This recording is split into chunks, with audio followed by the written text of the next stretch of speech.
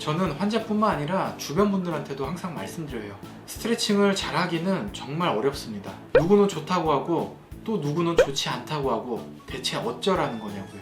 논문을 뒤져봐도 이 통증에는 스트레칭 마사지 잘 해주면 좋아진다라고 하는데 또 어디서는 크게 효과가 없다라고 합니다. 전문가 사이에서도 그러고 있는데 일반인 분들은 오죽하시겠어요. 헷갈릴 수밖에 없습니다.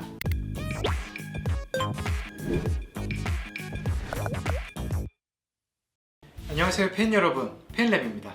오늘은 시원하게 처음부터 말씀드리겠습니다. 다음에 해당하는 분들은 스트레칭, 마사지를 피해주세요.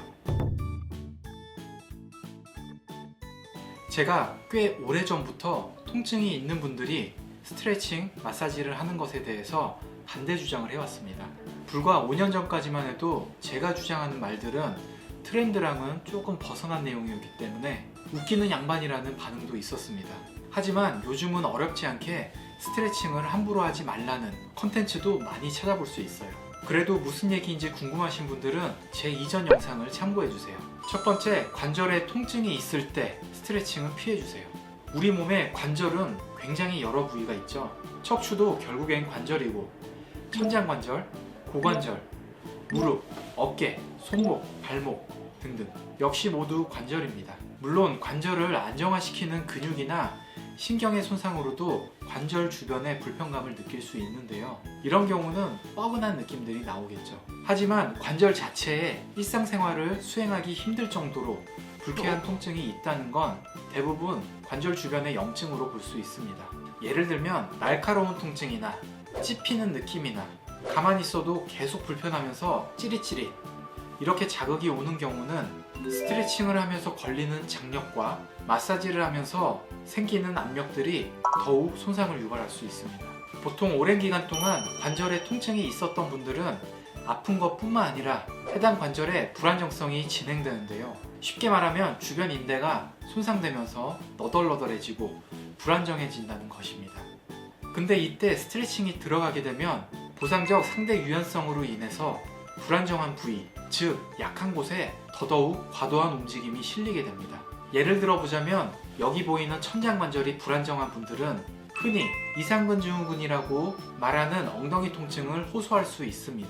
이분들은 천장관절이 나쁘게 말하자면 너덜너덜한 거고 좋게 말하자면 과도하게 유연한 겁니다. 그러니까 필요 이상으로 움직임이 확확 돌아간다는 거죠. 보통 엉덩이가 아플 때 어떤 스트레칭을 추천하시죠? 맞습니다. 이상근 스트레칭을 추천하죠. 여기 보이는 대로 이상근 스트레칭 동작입니다. 보통은 이 동작이 이상근을 타깃으로 많이 하는데 허리나 천장관절의 안정성이 많이 떨어진 분들은 이 동작들을 하시면서 TLF 인대나 천장관절 인대 부위에 자극을 더 주게 됩니다. 그게 곧 손상으로 이어지고 염증들을 많이 분비할 수 있는 거죠. 두 번째, 신체의 약화로 나온 통증에는 스트레칭을 피해야 합니다. 개인이 어떤 근육이 약하다라는 건 스스로 공부를 통해서도 알 수가 있고 영상을 통해 혹은 트레이너 분들이 말씀해 줄 수도 있습니다. 이렇게 약화된 근육에 강화를 하는 게 아닌 스트레칭을 하는 경우도 심심찮게 찾아볼 수 있습니다. 보통 스트레칭이 이루어지는 원리는 근육의 양끝, 부착부를 최대한 늘리는 방식으로 이루어지죠. 네, 늘려주는 스트레칭은 이완의 성격이 강합니다. 약화된 근육을 강화시켜주는 개념하고 거리가 멀게 되는 거죠. 또한 마사지도 풀어주는 개념이죠. SNS상에서 스트레칭을 알려주는 분들이 근육이 짧아진 부위에 스트레칭을 해줘야 좋다고 합니다. 과연 그럴까요? 흔히 우리가 약화된 근육이라는 걸 상상해보면 느슨하게 풀려 있을 거라는 느낌이 들 수 있습니다. 하지만 실제로 약화된 근육들도 느슨하게 풀어져 있는 게 아닌 단축이 된 상태로 딱딱하게 굳어 있을 수 있습니다. 한마디로 근육이 수축, 이완할 수 있는 능력이 없어지면 약한 근육으로 자세들을 유지해야 되다 보니 짧게 만들고 단단하게 만드는 단축이란 방식을 선택합니다. 약한 근육들을 단축시켜서 관절 범위 운동을 제한시키는 이유는 관절이 불안정해지는 걸 막으면서 자세 유지를 하기 위한 목적입니다. 어떻게 생각해보면 일종의 보호 방법인 거죠. 이런 것에 구분이 없이 운동 범위가 제한이 된다? 혹은 단축이 되었다? 그런 곳에 스트레칭을 통해서 풀어주라 라고 한다면 더욱더 악화시킬 수 있는 것입니다. 방금 약화된 근육이 단축이 될 수 있다라고 말씀드렸죠. 이렇게 짧아진 곳에도 스트레칭이나 마사지를 해주면 환자분들이 시원하다는 느낌을 받을 수 있습니다. 하지만 스트레칭을 통해 이런 느낌을 주는 데에만 집중을 하고 더욱더 약화가 되어 자세가 무너지는 것에는 크게 신경 쓰지 않는 경우가 있습니다. 여기서도 한 가지 예를 말씀드려 보겠습니다. 바로 견갑골 내측의 통증입니다. 견갑골 내측의 통증을 갖고 있는 분들의 공통적인 특징은 거의 대부분 라운드 숄더입니다. 이쪽 능형근이 약화가 되면서 견갑골을 잡아주는 정거근은 단축이 되죠. 근데 약화된 능형근에 스트레칭을 해주면 어떻게 될까요? 장기적으로 능형근이 더 이완되면서 큰 도움이 되지 않을 겁니다. 스트레칭을 하면 그때 당장에 시원하다는 건 저도 매우 잘 압니다. 일단 그때를 즐기자라는 욜로의 정신도 존중합니다만 장기적으로는 치료 후 강화 운동이 핵심인 거죠. 세 번째, 스트레칭을 할 때는 하루 이틀은 괜찮은데 1주, 1개월, 3개월, 6개월 단위로 체크해 봤을 때는 증상이 점점 커지거나 범위가 늘어나는 분들은 스트레칭을 더 이상 하면 안 됩니다. 스트레칭을 하면 그때는 시원하고 다음날까지도 괜찮을 수 있어요. 이렇게 좋아진 상태가 오랜 시간 동안 유지되면 가볍게 나온 증상이었으니까 크게 걱정하지 않아도 됩니다. 하지만 시간이 지나는데 더욱더 쑤시고 불편해서 스트레칭의 강도가 혹은 마사지의 강도가 점점 세지고 스트레칭하는 시간도 늘어난다. 이때 뭔가 잘못되어 가고 있다 라고 생각을 하셔야 됩니다. 일 때문에 한의원이나 병원에 갈 시간이 없는 분들은 뭔가 이상한 느낌은 있지만 바쁘니까 임시방편으로 계속 해주던 대로 스트레칭을 해주시죠. 이런 분들이 악화가 되면 두 가지 반응으로 갈리게 됩니다. 첫 번째 반응은 원래 이렇게 심하지 않았는데 갑자기 팔이나 다리까지 저린다. 왜 그런지 모르겠다. 두 번째는 증상이 심해졌지만 또 시간 지나면서 통증의 강도는 줄었는데 범위가 주변까지 넓어졌다. 그래도 첫 번째 분이 내원하셨을 때 증상이 악화되었다 라고 말씀드리면 곧잘 이해하는 편입니다. 하지만 두 번째 분에게 증상이 진행이 되었다 라고 말씀드리면 선뜻 납득하기 힘들어하는 경우도 아주 많습니다. 이전에는 분명 통증 때문에 엄청 불편했는데 통증의 강도는 줄었고 범위만 늘어났다라는 거예요. 하지만 여러분도 아시겠지만 증상의 범위가 늘어났다는 건 주변의 만성화가 심해졌다는 것을 의미합니다. 두 번째 반응을 보이는 분들을 치료하는 게 솔직히 가장 까다롭습니다. 그 이유는 증상이 만성화되면서 몸이 또 그런 통증에 적응을 하기도 하는데요. 우리 몸은 탈감작이라고 하는 능력이 있습니다. 탈감작이라는 건 또 다른 말로 수용체 탈민감성 혹은 수용체 탈감수성, 민감, 소실 등등으로 불릴 수 있는데요. 감이 오시겠지만 아픈 통증을 몸이 계속 느끼는 건 매우 힘들기 때문에 염증에 의한 자극들에 몸이 점차 무뎌지는 겁니다. 이게 어쩌다 보니 조금 어려운 내용으로 가는데요. 수용체가 반응을 하는 최소값이 있는데 그걸 역치라고 합니다. 근데 이 정도의 염증은 계속 있으니 이 역치값을 아예 올려버리는 거죠. 그래서 이런 정도의 염증에는 더 이상 크게 반응하지 않는 겁니다. 몸이 통증에 적응했다 라고 이해하시면 편합니다.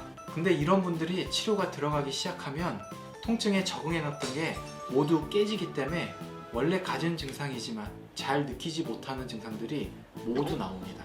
아무런 설명 없이 그냥 치료부터 해버리면 환자분은 증상이 더 심해졌다 라고 말씀할 수 있는 거죠. 그래서 치료 전에 충분히 나올 수 있는 반응들을 모두 설명드려야 됩니다. 이렇게 스트레칭을 했는데도 증상의 범위가 늘어난다는 건 염증의 총량이 늘어나서 주변 신경들을 자극한다는 것입니다. 스트레칭을 하면서 일주일, 한 달, 세 달, 6개월 단위로 체크를 해봤을 때 객관적으로 증상의 범위가 늘어났다 싶으면 스트레칭을 더 이상 하지 말아주세요. 실제 병원에 스트레칭, 마사지로 증상이 점차 악화되셔서 오신 케이스가 많습니다. 위에서는 약간 다른 개념으로 설명드렸는데 탈감작 혹은 민감 소실 등으로 인해서 스트레칭이나 마사지의 강도에 몸이 적응을 하게 되는데요. 그러다 보니 스트레칭이나 마사지 강도가 점점 세지면서 몸을 손상시킵니다.